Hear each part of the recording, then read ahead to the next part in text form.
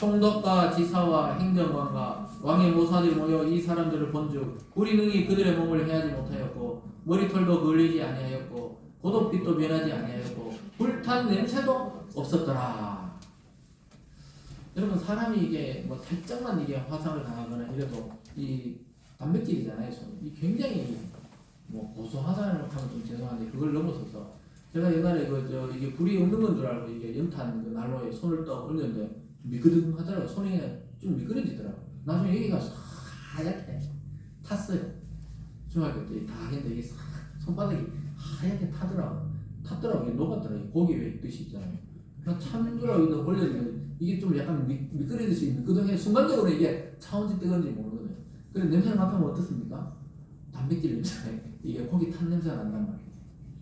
그러면은 그거 나듯이 뭔가 좀 걸려야 되잖아요. 이 풍문불에 던져졌는데 뭐 머리 끝이 좀 타다가 나왔든지 아니면 파란 짝이 타다가 남았든지 이렇게 해야 되는데 온전하게 얘들아 나와 하니까 왕이 그러면 나와라 하니까 애들이 막 걸어서 그냥 나왔어요. 정말 이거 뭐 동화 같은 이야기지만 성경의 이야기는 거짓이 없잖아요. 실제 하나님 천사들이 그들을 보호해서 건져내신 거죠. 그러니까 뭐 옷을 입은 채 결박당했으니까 옷이라도 불이 타야 되잖아요. 전혀 불타지 않았어요. 아니 불이 안 탔으면 좀 탄 냄새라도 나야 되잖아요. 장작 옆에 있었으면. 여러분 시골에 촌에서 아궁이 불 때 봤습니까? 또 그런 말을 하면 우리 딸내미들 저거 옛날 사람이라 그러는데 제가 어릴 때는 군불을 뗐다면 군불을 소나무를 해가지고 와서 그 소나무를 먼저 불을 태우면 불이 잘 탈 때 이제 장작을 하나하나 올려놓으면 이제 막 그 구들장이 막 녹을 정도로 있잖아요. 뜨끈뜨끈하죠. 거기다가 밥을 다 해놓고 그 이불로 덮어놔요. 그게 보온밥통 아닙니까 옛날에? 요즘 같이 뭐 보온밥솥이 없어요. 거기다 딱 해놓고 말이죠. 그 딱 갖다 와서 따뜻한 밥을 먹고 이랬죠. 그럼 거기 보면은 막 태우다 보면은 애들 막 불 잘못 되면 여기 시커멓게 되거든요. 손도 시커멓고. 그리고 막 캠프파이어 한다고 여러분 장작 옆에 서 있어 보세요. 그 옷에다가 막 그 불 화근내라 그러죠. 그 냄새가 나야 되는데 냄새도 안 나더라고요. 우리 신하들이 막 옆에 가고 막 신기하니까 쳐다봐도 불 탄 것도 없고 냄새도 안 나더라고요. 아니 고깃집에 갔다 오면 옷에 고기 냄새가 배어야 되잖아요. 냄새가 없다는 거지. 하나님의 돌보심의 결과가 뭐라 그랬죠? 반만 살리거나 조금 살리는 게 아니고 완전하다는 겁니다. 믿습니까? 아멘. 그래서 우리를 예수 믿을 때 사망에서 생명으로 옮겼느니라 완료형을 이미 쓰고 있어요. 이게 옮길 것이다 너가 하는 거 봐서 이게 아니에요. 사망에서 생명으로 옮겨버렸다는 거예요. 완료형이에요. 믿습니까? 아멘. 그래서 여러분 예수를 믿습니까? 이래 자꾸 물어보냐면은 믿습니다 이래 하는 이유가 믿음의 결과가 뭐냐? 우리를 사망에서 생명으로 옮겼기 때문에 그래요. 그 믿음조차도 하나님이 성령을 통해 우리 속으로 밀려 들어오는 그 믿음에 대한 고백을 주시기 때문에 가능하지만 어쨌든 믿음의 결과는 생명입니다. 그래서 우리는 기독교의 신앙을 머리로 이해하려고 하는 신앙이 아니다 이런 말을 많이 합니다. 물론 진리에 대해서 냉철하게 분석하고 성경을 또 우리가 어떤 의미인지를 알려고 해야 되지만 결과적으로는 믿어버려야 돼요. 믿어버려야 되는 게 맞습니다. 믿어버려야 되는 것이죠. 여러분의 삶에 이미 함께 계시고 먼저 가 계시고 또 반전을 주시는 하나님의 역사를 믿으시길 주님의 이름으로 축복합니다. 아멘. 오늘 마지막 반전이 나와요. 그것은 뭐냐? 이 왕이 또 하나님을 찬양한다는 거예요. 이 왕의 신앙은 온전한 신앙은 아니지만 기적을 보면은 항상 그 신을 찬양하는 이 요즘 말로 하면 신비주의, 기적주의 그런 쪽이라고 보면 돼. 이 느부갓네살이 특이한 게 뭐냐? 꿈을 알아맞춘 다니엘 보고도 막 절을 해가지고 막 야 너 하나님 최고다. 그 오늘도 불에서 건져내니까 이제 하나님이 최고다. 지금부터 하나님 욕하는 놈들은 몸을 반으로 쪼개고 그 집안을 거름더미로 만든다. 이 말이 뭐냐? 이 사돈의 팔촌, 팔족을 멸한다는 거죠. 집안을 전체를 망하게 하겠다. 이렇게 또 변해요 사람이. 이 사람은 막 기적이 일어나면 이랬다가 또 조금 교만하면 또 자기가 막 신이 됐다가 한마디로 제정신이 아닌 왕이었다고 보면 됩니다. 28절과 29절이 보면 이렇게 말해요. 왕이 말합니다. 느부갓네살이 말하 이르되 사드락 메삭 아벳느고의 하나님을 찬송할지로다. 그가 그의 천사를 보내어 자기를 의뢰하고 그들의 몸을 바쳐 왕의 명령을 거역하고 그 하나님 밖에는 다른 신을 섬기지 아니하며 그에게 절하지 아니한 종들을 구원하셨도다. 그러므로 내가 이제 조서를 내려놓으니 각 백성과 각 나라와 각 언어를 말하는 자가 모두 사드락 메삭 아벳느고의 하나님께 경솔히 말하거든 그 몸을 쪼개고 그 집을 거름터로 삼을지니 이는 이같이 사람을 구원할 다른 신이 없음이니라 하더라. 왕의 이 고백을 보세요. 막 제일 신앙 좋은 사람의 고백하고 똑같은 말들을 하죠. 이런 신이 없다. 또 그들의 종을 그가 건져내셨다. 구원했다. 이런 표현을 지금 느부갓네살이 쓰고 있어요. 조금 전에 뭘 세웠어요? 금신상을 세워가 막 거기 다 전하라고 했던 이 왕이 막 그 기적을 보니까 막 그거 막 생각도 안 하고 그냥 또 줘서 법을 내려가지고 이 다니엘 사드락 메삭 아벳느고의 하나님을 찬양하라. 그 또 욕보이는 놈들은 몸을 쪼갠다 그래요. 이 심심하면 나오는 말이에요. 다니엘서에 이 왕이 늘 하는 말이 몸을 쪼갠다 그래요. 얼마나 끔찍합니까? 죽이고 집안도 다 망하게 한다. 그 정도로 하나님을 이렇게 찬양을 해요. 이 사람 좀 왔다 갔다 하고 실제 우리 좀 뒤쪽에 또 나중에 다음 주 뭐 그 다음 일에 살펴보겠지만 이 사람이 정말 왔다 갔다 해요. 나중에 소처럼 풀을 뜯어요. 미쳐가지고. 그래가지고 왕궁에서 갑자기 나가서 들판에 막 이슬을 맞고 막 풀을 뜯고 이런 시간을 좀 보내긴 또 보내요. 참 하나님이 이 왕을 다루는 거 보면 재밌어요.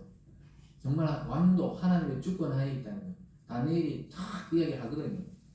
나중에 막 소처럼 풀을 뜯어 먹어요. 이 사람인데 이 왕이 막 종들이 얼마나 있잖아요. 부끄럽겠어요. 막 쉬쉬했지만 나중에 정신이 또 탁 돌아와요. 내가 왜 그랬던가. 7년을 헤매고 또 돌아옵니다. 어쨌든 이 느부갓네살이 성경에 나오는 왕들 중에 저는 참 이 재미있는 왕이다. 여러 왕이 나오지만 이 사람은 참 하나님도 찬양했다가 금신상도 막 세계 최고로 높은 거 세웠다가 뭐 이래 왔다 갔다 합니다. 또 제정신이었다가 돌았다가 왔다 갔다 하는 걸 보게 돼요. 그게 뭡니까? 하나님이 이 세상의 제국도 왕도 통치한다는 것을 보여주려고 하는 인물이 바로 이 사람입니다. 그래서 오히려 금신상 이야기를 하지도 않고 하나님을 막 경솔히 여기지 말라 이렇게 이야기하는 것을 보게 됩니다.